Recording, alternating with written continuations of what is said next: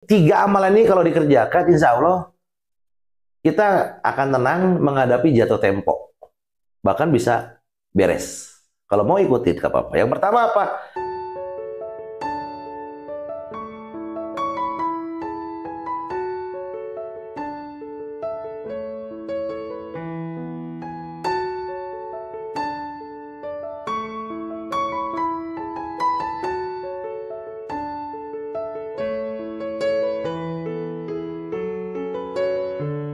Bismillahirrahmanirrahim. Alhamdulillahirabbil alamin. Allahumma sholli ala Sayyidina Muhammad wa ala ali Sayyidina Muhammad. Assalamualaikum warahmatullahi wabarakatuh. Saudaraku, sahabatku, teman-temanku, Om Budi Channel dimanapun Anda berada. Sehat-sehat ya. Jangan lupa bahagia. Jangan lupa juga bersyukur. Karena dengan bersyukur nanti Allah tambahin lagi nikmatnya. Bahagia tanpa batas, bahagia tanpa syarat. Apapun kondisinya, wajib bersyukur. Persoalan masih kurang enak, kondisi masih kurang baik, bersyukur aja. Daripada ngeluh, lebih baik bersyukur. Semoga semuanya selalu diberikan kesehatan, kemudahan dalam segala urusan, kekayaan harta yang berlimpah ruah dan berkah. Yang punya hutang segera lunas, yang hajatnya belum dikabul, segera Allah kabulkan. Kebahagiaan dan keselamatan dunia akhirat bersama orang-orang yang dicintai. Amin Allahumma amin.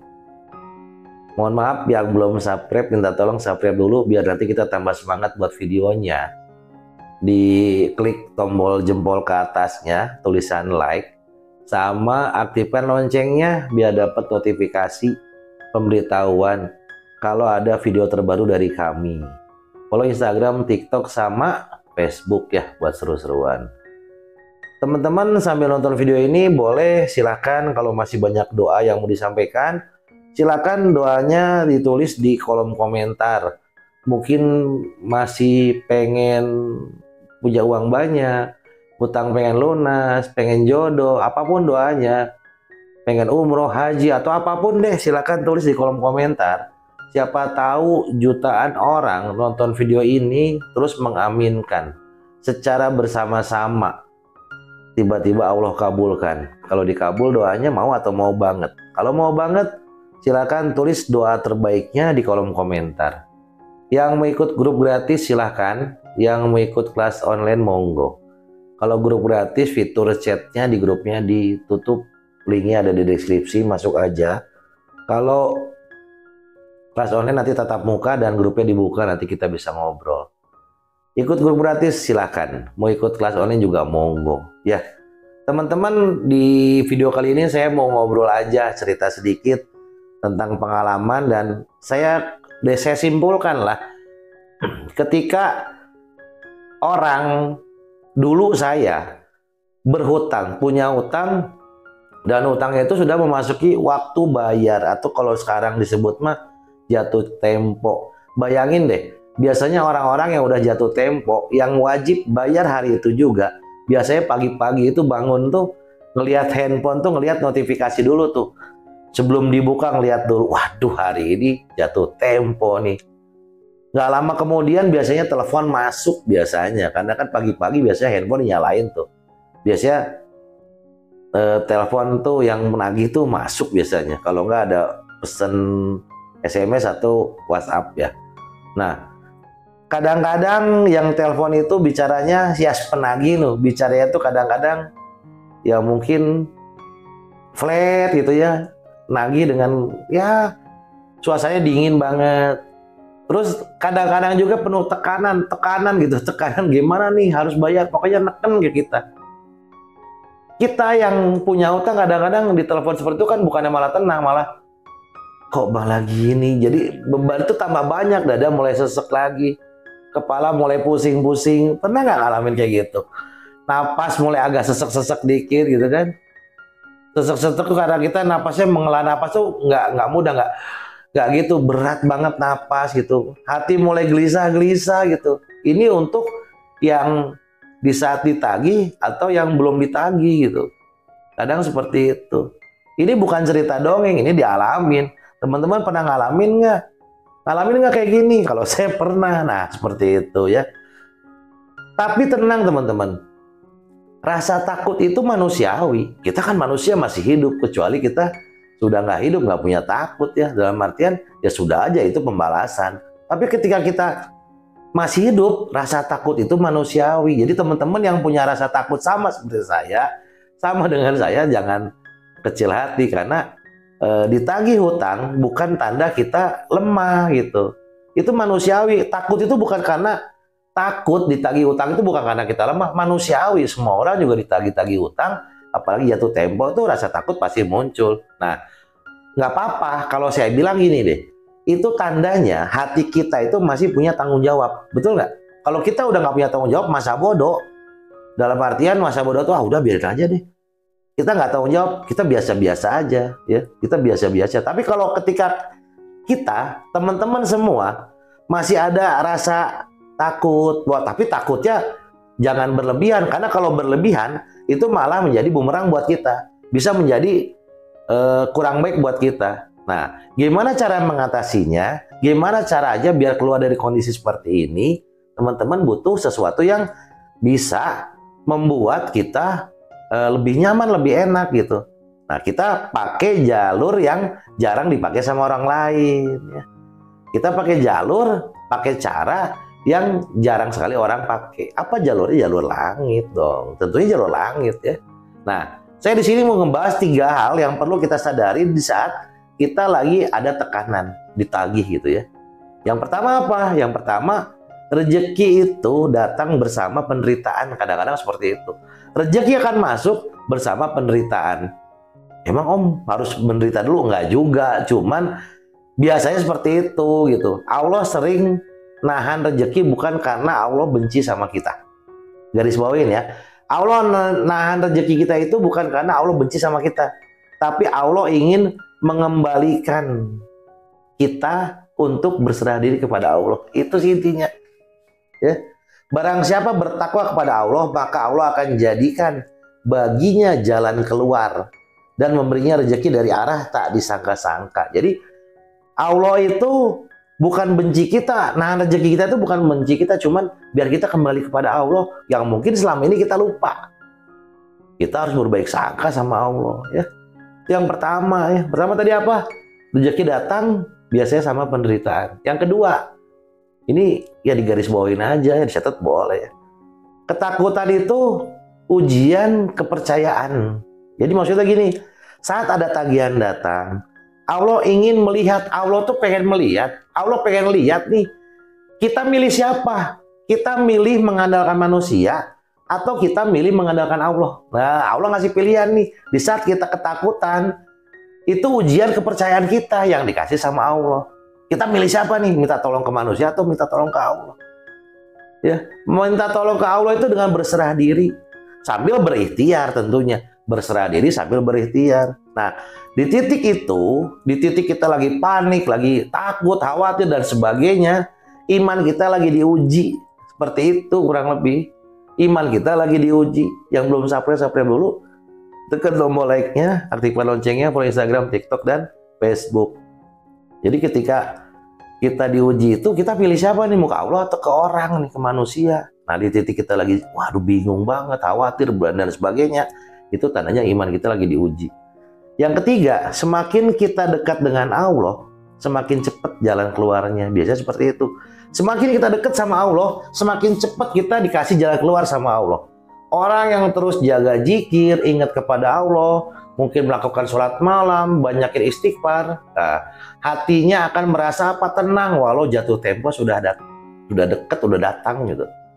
Zikir kepada Allah, tenang. Walaupun jatuh tempo sudah deket, udah datang gitu. Walaupun ditagih, kita masih bisa tenang. Karena apa? Karena kita tahu kita sudah berpasrah sama Allah. Terus yang nanggung hidup kita tuh selama ini bukan manusia, tapi Allah. Udah deh, saya zikir ingat Allah, udah ibadah aja. Ikhtiar tetap jalan, tapi berpasrah kepada Allah, tenang aja deh. Semua ini kan kehendak Allah, bukan kehendak saya. Ketika kita sudah mempercayai dan meyakini itu, Allah cepat banget nolongnya. Biasanya seperti itu. Nah, Saya punya 3 cara nih, amalan yang mungkin sederhana. Amalan ini, 3 amalan ini kalau dikerjakan, insya Allah kita akan tenang menghadapi jatuh tempo. Bahkan bisa beres. Kalau mau ikutin, gak apa-apa. Yang pertama apa? Kita sering-sering zikir, mau zikir istighfar boleh, mau zikir sholawat boleh, tapi intinya istighfar aja banyakin. Banyakin istighfar aja. Karena apa?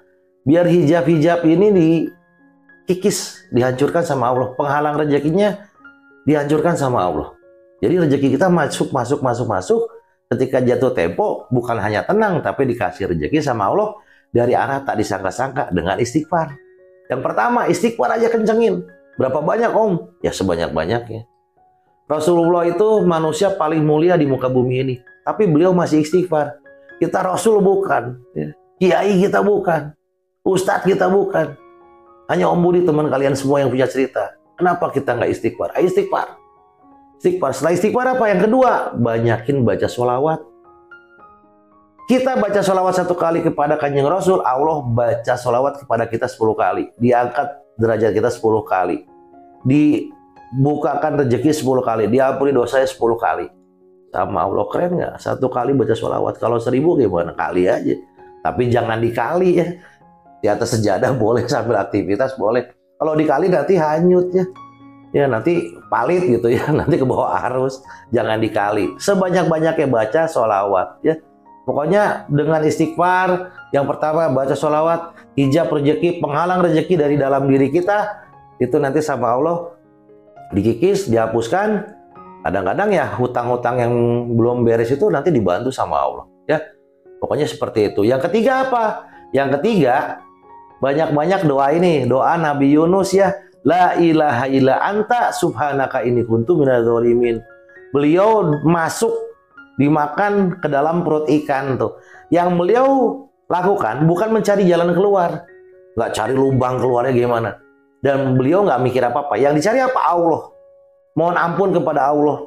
Mohon ampun. La ilaha illa anta subhanaka inni kuntu minadz dzalimin.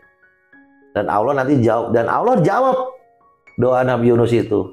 Berapa hari kemudian dimuntahkan keluar. Ya.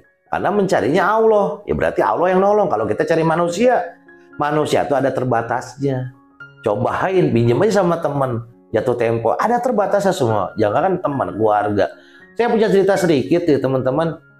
Saya punya seorang sahabat dulu yang utangnya puluhan juta nih, puluhan juta. Terus beberapa hari sebelum jatuh tempo dia cerita sama saya. Dia cerita sama saya udah mau jatuh tempo. Saya kasih tahu tuh. Cobain deh sholat malam, ya mulai hidupkanlah sholat malam, taubat dan lain sebagainya. Banyakin istighfar, banyakin sholawat, sedekah juga jalanin saya bilang. Hari H, dia masih tenang aja saat itu. Dia nggak ngoceh-ngoceh lagi sama saya, nggak cerita-cerita lagi karena saya itu tipikal orangnya nggak mau dengar keluh kesah orang karena saya bukan Tuhan gitu kan. Ya oke lah kalau cuma sekedar cerita oke, tapi kalau sering-sering saya malas juga. Di hari H, saya tahu tuh hari itu sudah harus bayar, tapi dia tenang. Dia tenang. Siangnya dia telepon saya. Alhamdulillah hari ini bisa terbayar bahkan untuk beberapa bulan ke depan. Dan itu menyusut hutangnya. Kenapa? Proyek lama dia yang selama ini udah mangdek gitu, mangkrak ibaratnya gitu ya. Yang udah benar-benar dia lupa. Itu dibayar dan cukup untuk membayar tagihan beberapa bulan ke depan. Bahkan cenderung sebentar lagi beres hutangnya. Masya Allah, tabarakallah. Beneran. Allah tuh nggak pernah telat. Allah nggak pernah terlambat ngasih rezeki sama makhluknya. Kitanya aja nggak sabaran, kan gitu. Kita nggak sabaran, terus kita nggak percaya sama kekuasaan Allah. Allah tuh hanya nunggu kita percaya penuh 100%.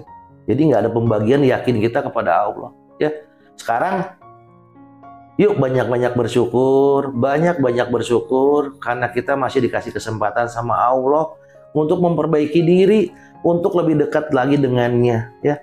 Dimana nanti di saat kita benar-benar dalam keadaan sulit, kita nggak usah diem, kita langsung cari Allah aja. Setelah itu kita ikhtiar ya. Jangan panik sekarang, main tenang aja. Karena apa? Ketika kita berserah diri kepada Allah, itu Allah yang akan menolong kita ya. Mudah-mudahan video ini ada manfaatnya khususnya bagi saya dan umumnya bagi teman-teman semua. Mohon saya dimaafkan kalau kata-katanya kurang berkenan atau bisa menyinggung ya. Mungkin amalan-amalannya mungkin mencari sanat apa enggak, itu yang saya alami selama ini dan saya bagikan kepada teman-teman sederhana aja, tapi banyak membantu banyak orang. Bukan karena saya tapi karena Allah yang memudahkan. Ya, mohon maaf kalau ada kata-kata kurang berkenan, mohon saya dimaafkan. Pesan saya jangan capek jadi orang baik. Wassalamualaikum warahmatullahi wabarakatuh.